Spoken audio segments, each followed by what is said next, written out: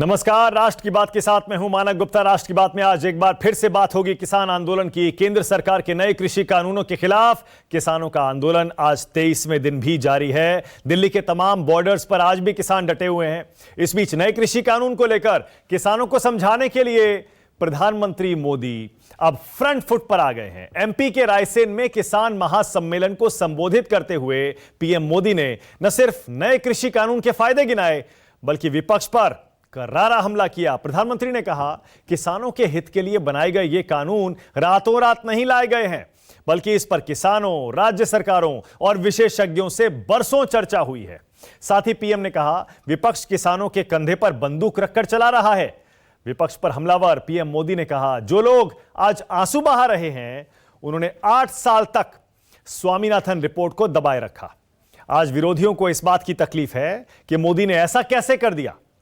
साथ ही पीएम ने यह भी कहा, तमाम विपक्षी राजनीतिक दलों से आग्रह करता हूं कि वो मुझे इसका क्रेडिट न दें, क्रेडिट आप ले लें, मगर किसानों को बरगलाना बंद कर दें। प्रधानमंत्री ने विपक्ष के सामने हाथ तक जोड़ दिए। राष्ट्र की बात में इसीलिए आज का सवाल बड़ा सीधा है, आ रहा है आपकी टीवी स्क्रीन पर। किसानों के मुद्दे पर फ्रंट फुट पर क्यों आए पीएम, और दूसरा, विपक्ष के सामने मोदी ने क्यों जोड़े हाथ, इसी पर बहस करेंगे। लेकिन पहले जरा सुन लीजिए प्रधानमंत्री की आज की स्पीच, आज के भाषण का एक अंश। ये कानून लागू हुए 6-7 महीने से ज्यादा समय हो चुका है, लेकिन अब अचानक भ्रम और झूठ का जाल बिछाकर अपनी राजनीतिक जमीन जोतने के खेल खेले जा रहे हैं। किसानों के कंधे पर बंदूक रखकर वार किए जा रहे हैं। हमें एमएसपी हटानी होती तो स्वामीनाथन कमेटी की रिपोर्ट लागू ही क्यों करते भाई? आपने भी नहीं की थी, हम भी नहीं करते। देश के प्रत्येक किसान को ये विश्वास दिलाता हूं कि पहले जैसे एमएसपी दी जाती थी वैसे ही दी जाती रहेगी। एमएसपी न बंद होगी न समाप्त होगी। सभी राजनीतिक दलों को हाथ जोड़ के कहना चाहता हूं, आप सारा क्रेडिट अपने पास रख लीजिए। आपके सारे पुराने घोषणा पत्रों को ही मैं क्रेडिट देता हूं, मुझे क्रेडिट नहीं चाहिए। मुझे किसान के जीवन में आसानी चाहिए। तो देखा आपने, प्रधानमंत्री मोदी आज फ्रंट फुट पर आ गए, जबरदस्त पलटवार किया विपक्ष पर, किसानों को कृषि कानूनों के फायदे समझाए और यह बताने की कोशिश की कि जो कुछ भी दुष्प्रचार किया जा रहा है कानूनों के खिलाफ वो सब गलत है। आज राष्ट्र की बात में मेरे साथ बीजेपी से इकबाल सिंह लालपुरा आ गए हैं। बीजेपी के प्रवक्ता हैं, आपको दिखाई दे रहे हैं आपकी टीवी स्क्रीन पर। राधिका खेड़ा काफी दिनों बाद कांग्रेस की तरफ से। मेरे साथ पुष्पेंद्र चौधरी जुड़ गए हैं, प्रेसिडेंट हैं किसान शक्ति संघ के। और गुनी प्रकाश भी है, भारतीय किसान यूनियन हरियाणा के। आप सभी का स्वागत। लालपुरा जी, आपसे शुरू करूंगा। क्या जरूरत आन पड़ी लालपुरा जी कि प्रधानमंत्री मोदी को आकर किसानों से यह संवाद करना पड़ा? क्या लग रहा है आपको कि जो एक परसेप्शन की लड़ाई होती है उसमें सरकार कमजोर पड़ रही है, इसीलिए प्रधानमंत्री को मोर्चा संभालना पड़ा लालपुरा जी? नहीं, जो झूठ और सच की लड़ाई है, जो नैरेटिव झूठ पे क्रिएट किया गया है, उसको सच की तलवार से खत्म करना होता है। हम प्रधानमंत्री मोदी जी पहले दिन से ही कह रहे हैं कि एमएसपी थी, एमएसपी रहेगी और एमएसपी आगे से बढ़ेगी भी।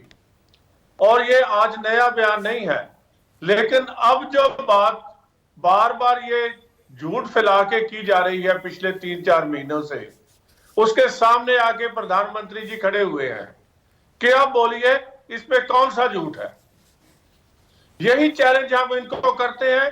एक बात बताइए कि एमएसपी आपके समय में क्या थी, आज क्या है? परचेज आपके समय में क्या थी, आज क्या है? टोटल जो हमारी परचेज थी वो पहले कितनी थी, आज कितनी है? हमने हर काम किसान के लिए किया है और आप लोग किसान को भ्रमित करके सड़कों पे ला रहे हो। ये बात मोदी जी ने आज स्पष्ट की है ओके। और अपील की है कि आप लोगों के कचहरी में हार चुके हो। ओके, आप भ्रम पैदा लालपुरा करके जी, लालपुरा ये जी, बनाने की विरोधी ये पूछ रहे हैं कि इसी तरह का संवाद पंजाब और हरियाणा के किसानों से क्यों नहीं किया जा सकता, मध्य प्रदेश के किसानों से क्यों? क्योंकि जो आंदोलन किसान कर रहे हैं वो ज्यादातर पंजाब के हैं। पंजाब के किसानों से भी संवाद हो रहा है, लेकिन पंजाब का इतिहास मैं आपके ध्यान में लाता हूं कि भाखड़ा नहर निकली थी और उसमें से बिजली जो उत्पादन शुरू हुआ था, तो यहां जो लोग उस समय इनके बड़े ये कह रहे थे कि ये तो पानी नहर के में से बिजली निकाल ली गई है, ये खेती के काबिल पानी नहीं है, और लोगों ने इनको झूठ को सच मानना शुरू कर दिया था। ये ऐसे झूठे लोग अब भी लगे हुए हैं कि ये जो किसान के बिल आए हैं इनमें तो किसान के खिलाफ बात हो गई है। ये वही लोग हैं, इनके बुजुर्ग हैं जो ये कह रहे थे कि नहर के पानी में से बिजली निकाल ली गई। हमने तो वो दिन देखे हैं पंजाब में, जो प्रधानमंत्री जी का, तोमर जी की बात हुई है, पीयूष गोयल जी की बात हुई है, और वो सारे किसानों के, पंजाब के किसानों से हुई है ज्यादा। और वही बात मोदी साहब ने, प्रधानमंत्री जी ने आज प्रधानमंत्री की अपील के बाद कितने दिन में, आप कितने दिन का समय दे रहे हैं कि पीएम की बात को सुनेंगे, समझेंगे, मानेंगे किसान और यह आंदोलन खत्म हो जाएगा? लालपुरा जी, पीएम की बात तो आज ही सुनी गई है, बार बार लोगों के सामने रखी गई है, और जो है ये किसान भाइयों को अपील करते हैं, जैसे मोदी जी ने अपील की है कि भाई सच को जानो, झूठ को पीछे धिकारो, और जहां कहीं अभी भी शंका है वो हमसे बात करो, हम उस बात को, आपके जो बात सच है, अगर कहीं भी कोई जरूरत है तो हम उसका संविधान करके, जैसे पहले आपके सामने लिख के दिया है, हम उसका बात का पूरे पर राहुल गांधी कह रहे हैं आदत के अनुसार मोदी जी ने आज फिर असत्याग्रह किया है और वो कह रहे हैं किसानों की बात सुनो, कृषि विरोधी कानून वापस लो। रणदीप सुरजेवाला का भी आपने वीडियो देखा होगा, वो भी कह रहे थे पीएम हमसे हाथ जोड़ रहे हैं, हम उनके सामने हाथ जोड़ रहे हैं कि इन कानूनों को वापस ले लो। लालपुरा जी, मोदी जी ने जो कहा, जो आंकड़े रखे, उनमें से अगर एक भी झूठ है तो राहुल गांधी जी को और सुरजेवाला जी को मैं चैलेंज करता हूं कि वो बताओ उसमें कौन सा झूठ है। झूठ तो आप भ्रम फैला रहे हो और आप ट्रैक्टर में बैठ के लोगों को गुमराह करते रहे हो पंजाब में। आप अपने झूठ को मानो और कौम से, इन किसानों से माफी मांगो। मोदी जी जो कह रहे हैं वो बिल्कुल सच है और पूर्ण सच है। राधिका खेड़ा, प्रधानमंत्री के इस करारे पलटवार के लिए आप तैयार हैं? उन्होंने सीधे किसानों से संवाद कर दिया है और आपके सामने हाथ जोड़ दिए विपक्ष के सामने, यानी आपको कटघरे में खड़ा कर दिया। राधिका खेड़ा, मानक जी, इस देश का देश के प्रधानमंत्री 6 साल को जनता समूह ने उनको दोबारा किया, उनसे टेलीविजन के माध्यम से झूठ बोल रहे हैं। उनके ढोल की पोल तो मैं अभी आपको आंकड़ों के हिसाब से ही खोलूंगी। जैसे यहाँ पे बैठे हुए प्रवक्ता साहब ने, भाजपा के मोदी जी के नगीने ने कहा कि सुरजेवाला जी और राहुल गांधी जी को चैलेंज करते हैं। सर, आपको उन तक जाने की जरूरत नहीं पड़ेगी, सारे झूठ के परते मैं ही आपके सामने उतार दूंगी। सबसे पहले तो मानक जी इस बात से शुरुआत करते हैं कि कांग्रेस पार्टी ने इस देश को नारा दिया जय जवान जय किसान, जो बदल के प्रधानमंत्री मोदी जी ने मर जवान मर किसान से कर दिया। आप ही के शो पे आपको याद होगा, हम एक बार बैठे थे कुछ साल पहले, जब प्रधानमंत्री मोदी जी इस देश को बेवकूफ बना के नवाज शरीफ की बेटी की शादी पे गए थे, तब हमारे सैनिकों की चिता भी ठंडी नहीं हुई थी। आज हमारे किसान, 21 किसान की मौत हो चुकी है एक ठंड में, कोरोना में बैठे, जिसमें युवा है, महिला है और बुजुर्ग है, और अपने हक और हकूक की लड़ाई लड़ रहे हैं। लेकिन मोदी जी ने ये पूरे अपनी मन की बात में एक बार भी उनका जिक्र नहीं किया। लेकिन हमने ये भी देखा किस तरीके से जब नवाज शरीफ साहब की मदर की मौत हुई तो कैसे मोदी जी ने फटाफट चिट्ठी लिख डाली।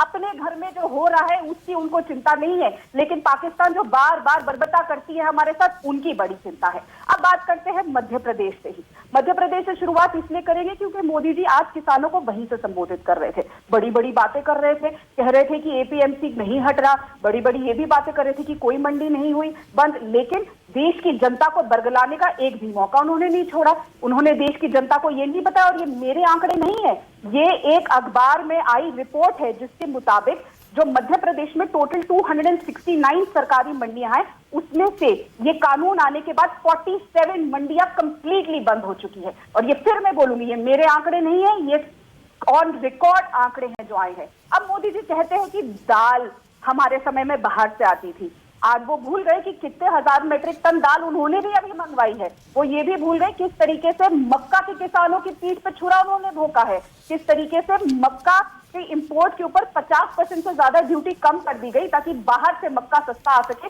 और हमारे किसानों को जो मक्का का दाम मिलता था वो आधे से भी ज्यादा कम हो गया, और बाहर से मक्का आ रहा है और यहाँ के मक्का किसानों के बारे में नहीं सोचा। अब मोदी जी की एक और बात करते हैं। मोदी जी जो मुख्यमंत्री थे जब मानव जी गुजरात के, मुख्यमंत्री मोदी जी ने एक बात कही थी, और ये प्रधानमंत्री श्री डॉक्टर मनमोहन सिंह जी को लिखित में लिख के कहा था उनकी एक रिपोर्ट के माध्यम से कि सरकार को एमएसपी कानूनी तौर से सुनिश्चित करनी चाहिए और ये लिखित में देना चाहिए। आज अफसोस की बात यह है कि प्रधानमंत्री मोदी जी मुख्यमंत्री मोदी जी की बात नहीं मानते। यही तो आपके साथ है, बिल्कुल यही सिचुएशन, यही स्थिति तो कांग्रेस पार्टी के साथ भी है। जब सरकार में थी तो इसी तरह के रिफॉर्म्स लाना चाहती थी, अब विपक्ष में आ गई। प्रधानमंत्री ने आज क्या कहा, यही तो कहा, बोले आप ही के बनाए कानून है, आप उसका क्रेडिट ले लीजिए। वो कह रहे हैं आप ले लीजिए, श्रेय मुझे नहीं चाहिए, लेकिन किसानों का भला तो कम से कम होने दीजिए। नहीं, बिल्कुल नहीं। हमारी जो बकदौर, हमारी जो मैनिफेस्टो में भी चीजें थी, वो इस सरकार जो यहाँ पे 6 साल से झूठ फैलाने के अलावा और कुछ नहीं कर रही। हमने कभी भी एमएसपी बंद करने की बात नहीं कही। और मानव जी, आप तो इतने वरिष्ठ पत्रकार है, क्या कभी भी आपने किसानों को इस तरीके से 72 साल में ऐसे सड़कों पे ऐसे देखा है कि पूरी दिल्ली नहीं, एक सेकंड, एमएसपी बंद करने की बात तो नए कानूनों में भी नहीं है। बात तो ये हो रही है कि जो सुधार ये सरकार इन 3 कानूनों में लाई है, इसी तरह के सुधार आपकी सरकार सिर्फ केंद्र में नहीं, कपिल सिब्बल का संसद का भाषण, आप, मुझे पता है आप सोशल मीडिया पर एक्टिव है, आपने देखा होगा। दीपेंद्र हुड्डा का हाल का भाषण आपने देखा होगा। उसी तरह आपने भूपिंदर सिंह हुड्डा की चिट्ठी देखी होगी, आपकी पार्टी का मैनिफेस्टो भी है। तमाम चीजें हैं, बिल्कुल सही है। सत्ता में रहते हैं तो कुछ और होता है, विपक्ष में आते हैं तो कुछ और हो जाता है। बिल्कुल सही, आपने बिल्कुल सही कहा। बीजेपी ने भी कुछ ऐसा ही किया है, विपक्ष में रहते हुए विरोध किया था, लेकिन सत्ता में रहते हुए बिल्कुल उसी तरह के रिफॉर्म्स बीजेपी करना चाह रही है। लेकिन आज प्रधानमंत्री ने जो कहा, राधिका, आज प्रधानमंत्री ने सीधे किसानों से संवाद कर लिया है। अब आपको पता है किसान सम्मान निधि की अगली किस्त भी जाने वाली है। परसेप्शन की लड़ाई में प्रधानमंत्री ने अब मोर्चा संभाल लिया है। राधिका खेड़ा, आप कैसे मुकाबला करेंगे आप?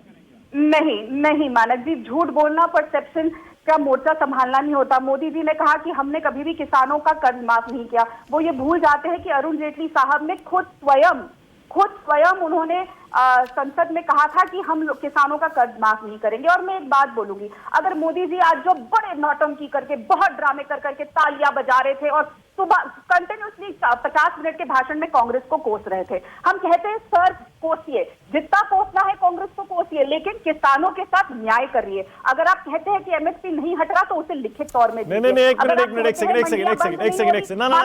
सेकंड, लालपुरा जी को भी लाइएगा। एक सेकंड, आपने कहा ना प्रधानमंत्री ने झूठ बोला, तो बताइए मध्य प्रदेश में कमलनाथ सरकार ने जो वादा किया था कर्ज माफी का, उसमें से कितना कर्ज माफ किया? बताइए कितना कर्ज माफ किया? मानव जी, मध्य प्रदेश हो चाहे छत्तीसगढ़ हो, राजस्थान हो, पंजाब हो, जहां जहां हमारी सरकारें हैं वहां पे ये प्रोसीजर चल रहा था और मध्य प्रदेश में भी चल रहा था। लेकिन पूरे देश ने देखा किस तरीके से अनैतिक तरीके से, कितने साल पहले वादा किया था, प्रोसीजर कितने साल चलता है कर्ज माफ करने का? हमारी सरकार चली कितने दिन पाई? मध्य प्रदेश में क्या बार बार भाजपा कर रही थी, आपने भी देखा। और लालपुरा जी, सवाल है मानव जी, एक 10 सेकंड 4 साल से सरकार ने वादा किया था, आपका 2017 का देखिए। हाँ बोलिए लालपुरा जी, बोलिए। 2017 में आपने वादा किया था कि जो आरटीए का पैसा किसान ने देना है, जो पैसा किसान ने बैंकों का देना है, वो कांग्रेस सरकार देगी। आप कहते हैं थोड़ा समय है, आपकी 2/3 मेजॉरिटी है पंजाब में और 4 साल का समय हो चुका है। आप बताइए आपने कितने पैसे वापस किए? और कौन अभी कल भी किसान पंजाब में खुदकुशी कर रहे थे।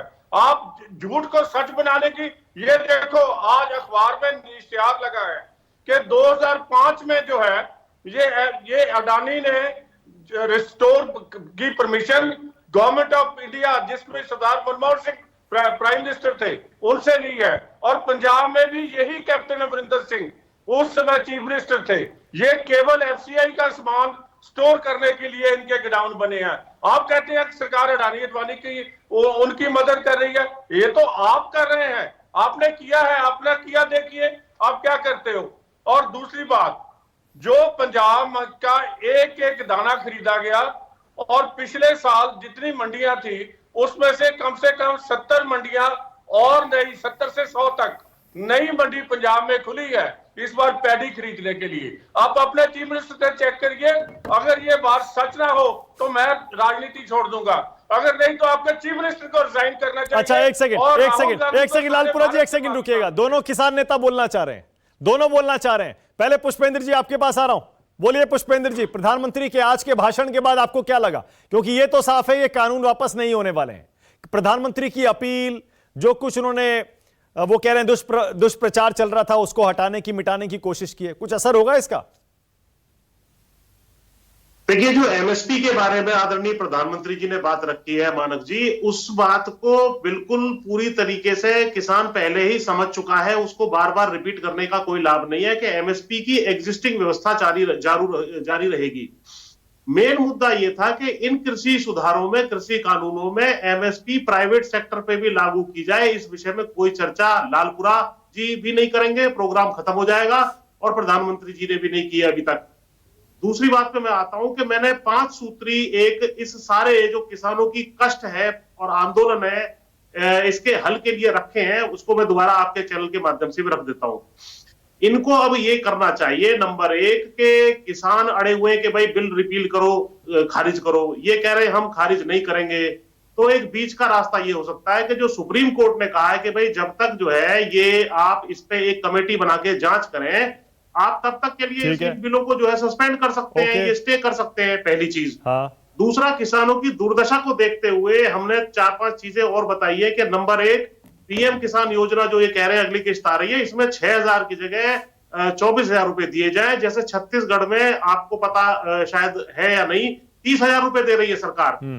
इसी तरीके से दूसरी चीज, जो 1/3 इकोनॉमी जीडीपी की एग्रीकल्चर की आती है, वो दूध की और पशुपालन से आती है।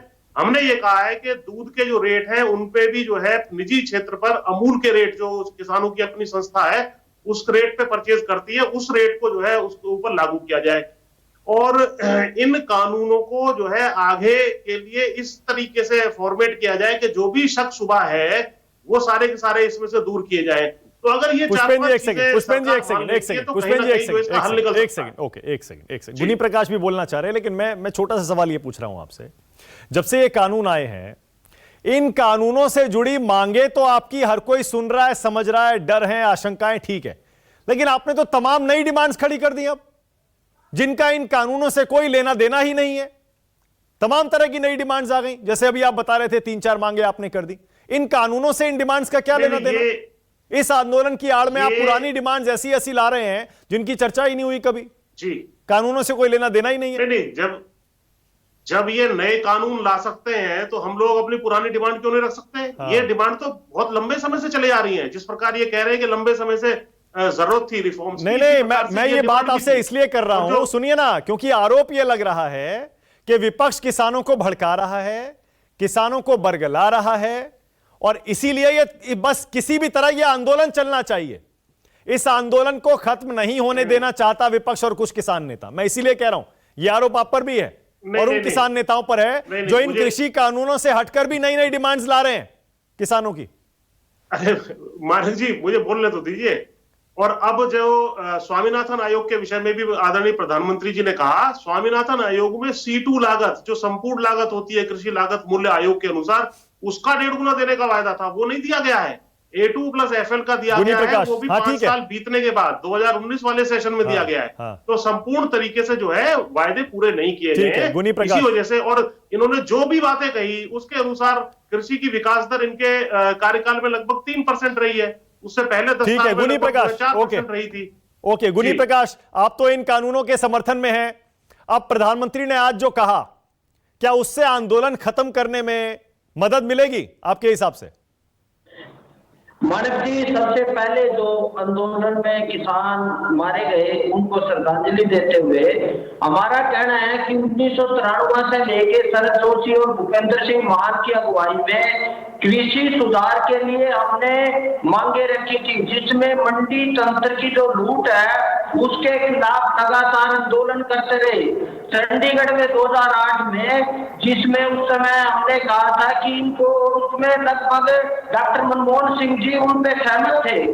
के बावजूद भी सबसे बड़ा सवाल मानक जी ये है, जिस एमएसपी की ये बात कर रहे हैं और जिसकी कह रहे हैं कि उसके लिए, मेरा सवाल है कि अगर एमएसपी क्योंकि पंजाब और हरियाणा के किसानों को लगभग मिल रही है, तो वो आत्महत्या क्यों कर रहे हैं और वो कर्जे माफी की बात क्यों करते हैं? अगर ये एमएसपी लागू भी होगी, उसके बाद भी किसानों को लागत खर्च नहीं मिलेगा और इसका अगर कानूनी दामा पहना भी दिया जाएगा तो किसान को, जो जिसकी आप कह रहे हैं कि स्वामीनाथन आयोग की रिपोर्ट, वो तो जाके किसी इस आंदोलन में कहीं नजर ही नहीं आ रही कि C2 की बात ना। आप जरूरी वस्तु, सबसे बड़ी काला कानून है, जरूरी वस्तु की आड़ में किसानों की फसलों को लूट के, और एमएसपी जो बनाई गई थी उसमें किसानों का लागत खर्च नहीं जोड़ा गया। लगातार एमएसपी की आड़ में किसानों की फसलें लूट के भंडारण में रख के FCI की मार्फत से गरीबों में बांट दिया गया। किसान की उपज लूट के उस पर इन्होंने राजनीति की, उन्होंने किसानों पे अपनी वोटें बनाई। अब ये आंदोलन कैसे खत्म होगा गुनी प्रकाश?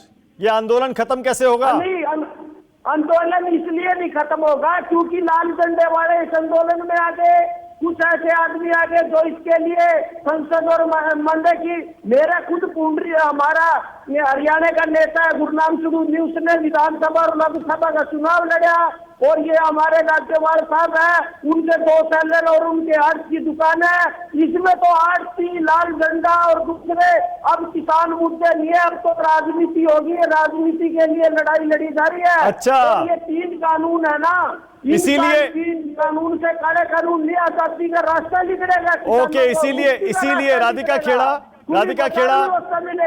राधिका इसीलिए पीएम को उतरना पड़ा। गुनी प्रकाश, भारतीय किसान यूनियन हरियाणा से ताल्लुक रखते हैं, कह रहे हैं इसमें राजनीतिक लोग घुस गए हैं, अब इस आंदोलन में हाईजैक कर लिया है, इसीलिए पीएम को यह बात समझकर अब सामने आना पड़ा और किसानों से डायरेक्ट अपील करनी पड़ी कि इन लोगों को पहचानिए जो लोग आपको बरगला रहे हैं, धोखा दे रहे हैं। गुनी प्रकाश जी ने जब शुरुआत करी तो उन्होंने सबसे पहले वो 22 किसान भाई बहनों की जिनकी मौत हुई है उनको श्रद्धांजलि दी, लेकिन साथ ही साथ उन्हीं सब किसानों की मौत का मजाक भी यहीं पे उड़ा दिया, ये कहकर कि यहाँ पे राजनीतिक लोग घुस गए हैं। अगर ये भूल रहे हैं तो किसान भाई बहनों ने कई बार, कोई भी राजनेता वहां जाता है तो उनको वहां से भेज दिया जाता है, वहां से भगा दिया जाता है। हम कोई अपनी रोटियां सेकने नहीं आए हैं और ना कोई रोटियां सेकना चाहता है। मैं बाकियों की गारंटी नहीं ले सकती, लेकिन कांग्रेस पार्टी बिल्कुल ऐसा नहीं चाहती। कांग्रेस पार्टी जब सरदार पटेल जी की अगुवाई में भी जब कृषि कानूनों के खिलाफ लड़ी थी, जब अंग्रेज लेकर आए थे, उस टाइम पे गोरों से लड़ी थी, आज काले अंग्रेजों से लड़ रही है। काले अंग्रेज, इकबाल सिंह लालपुरा, कंधा मिला के लड़ेगी। इकबाल सिंह लालपुरा, आप काले अंग्रेज हैं, कांग्रेस पार्टी आपसे लड़ने के लिए तैयार है, किसानों के साथ खड़ी है, काले अंग्रेज हैं आप। कांग्रेस तो ओ से लेके आज तक अंग्रेजों की पार्टी है। ये झूठ बोल रहे हैं कि ये 1906 में तो कांग्रेस का प्रेसिडेंट ही अंग्रेज था। तो उस समय जो पगड़ी संभाल जटा मूवमेंट चली थी वो एक अलग मूवमेंट थी। लालपुरा जी एक सेकंड, लालपुरा जी एक सेकंड, मैंने ये सवाल इसलिए आपसे पूछा राधिका के आरोप पर, ये आंदोलन खत्म कैसे होगा? वो तो कह रहे हैं हम तो खड़े रहेंगे किसानों के साथ, देखो लड़ते रहेंगे, ये आंदोलन कैसे खत्म होगा? ये किसानों के आगे लगे थे, फिर किसानों ने इनको भगाया और वो उसके लिए रवनीत बिट्टू जी का बयान सुन लीजिए, वो कहते तुम पंजाब आओ मैं आपको देखूंगा, ये रिकॉर्डेड है। दूसरी बात, अब हम किसानों की हर बात का क्लैरिफिकेशन दे चुके हैं और जो बाकी समस्या है, जो आप ठीक कह रहे थे कि जब से बात शुरू हुई है तब से अब तक हर बार एक नई मांग और एक नए आंदोलन का डिक्लेयर कर दिया जाता है कि अब हम ये आंदोलन करेंगे। ओके, अगर आपने बात करनी ओके, है, क्लोजिंग तो कमेंट उन्हीं पुष्पेंद्र बातों पे चौधरी रखें, आपको दे रहा हूं, बात क्लोजिंग कीजिए। कमेंट दे रहा हम हूं, बात और वो करने इसलिए को दे रहा हूं तैयार हैं। क्योंकि आपने गुनी प्रकाश की बात सुनी। वो कह रहे हैं ये आंदोलन खत्म होता दिखाई नहीं देता, ये हाईजैक हो चुका है। आपको ये आंदोलन खत्म होता, हालांकि आपने बीच का रास्ता बताया है, लेकिन उसमें बहुत सारी नई डिमांड्स भी हैं जो कि प्रैक्टिकल नहीं है, आपको भी पता है। नई कोई डिमांड नहीं है। गुनी प्रकाश जी की बात से ज्यादा मैं लालपुरा जी से ये पूछना चाह रहा था कि एमएसपी प्राइवेट सेक्टर में क्यों लागू नहीं हो सकती। इसका जवाब 20 प्रोग्रामों में हम आमने सामने रहे। अच्छा, उसमें खर्चा कितना होगा ये भी बता दीजिए एक बार पुष्पेंद्र जी, क्योंकि आप हमेशा कागज कलम लेकर बैठते हैं, अपना गुणा भाग अच्छा आंकड़े लेकर आते हैं। अगर पूरे देश में जितनी फसल पैदा हो रही है सारी एमएसपी पर खरीदी जाने लगे, क्योंकि अगर प्राइवेट सेक्टर पर आपने एमएसपी लागू कर दिया तो सारा का सारा अनाज देश में जो पैदा हो रहा है सब एमएसपी पर खरीदना पड़ेगा। इसमें कितना एक्स्ट्रा खर्चा आएगा सरकार पर, यह भी जरा बता दीजिए। और प्राइवेट सेक्टर पर एमएसपी, बिल्कुल, एमएसपी की सारी फसलों की कीमत 10 लाख करोड़ रुपए है। हाँ। उसमें से 3 लाख करोड़ रुपए की एमएसपी की फसलों का खुद कंज्यूम जो है किसान अपने घर में कर लेता है। हाँ। 4 लाख करोड़ रुपए की गन्ना समेत जो है सरकार खरीद लेती है। प्राइवेट सेक्टर केवल 3 लाख करोड़ रुपए की एमएसपी की फसलें खरीदता है। यदि एमएसपी पे खरीदेगा तो अतिरिक्त उसको केवल 50,000 करोड़ रुपया और देना पड़ेगा, जबकि इसके मुकाबले पिछले साल कॉर्पोरेट का 1.5 लाख करोड़ रुपए का ओके, बहुत बढ़िया, माफ किया गया है, कम किया गया है। ओके, अब वो हटा दीजिए। हाँ। 1 लाख करोड़ रुपया सरकार रख लेगी, 50,000 करोड़ रुपए हमें दे देगी, हमें कोई आपत्ति नहीं है। बताइए। ठीक है, ओके। खैर फिलहाल मेरे पास टाइम भी खत्म हो गया है। आज प्रधानमंत्री ने खुद डायरेक्टली किसानों से संवाद किया और एक बार फिर से अपील की कि उन्हें आंदोलन का रास्ता छोड़ देना चाहिए, क्योंकि नए कानून किसानों के पक्ष में है, ये सिर्फ विपक्ष का प्रोपेगेंडा है। अब देखते हैं किसान जो कि आंदोलन कर रहे हैं वो प्रधानमंत्री की अपील सुनते हैं, बातचीत की मेज पर लौटते हैं या फिर नहीं। बहुत बहुत शुक्रिया आज राष्ट्र की बात में आने के लिए। इकबाल सिंह लालपुरा, राधिका खेड़ा, पुष्पेंद्र जी आपका भी, और गुनी प्रकाश। छोटा सा ब्रेक ले रहे हैं, खबरें जारी है। राष्ट्र की बात। नमस्कार, मैं हूं मानक गुप्ता। अगर आपको हमारा ये वीडियो पसंद आया हो तो इसे लाइक और शेयर जरूर करें, और हां, हमें सब्सक्राइब और फॉलो करना ना भूलें ताकि आप देश और दुनिया की कोई खबर मिस ना करें। तो जुड़े रहिए हमारे साथ और देखते रहिए न्यूज़ 24।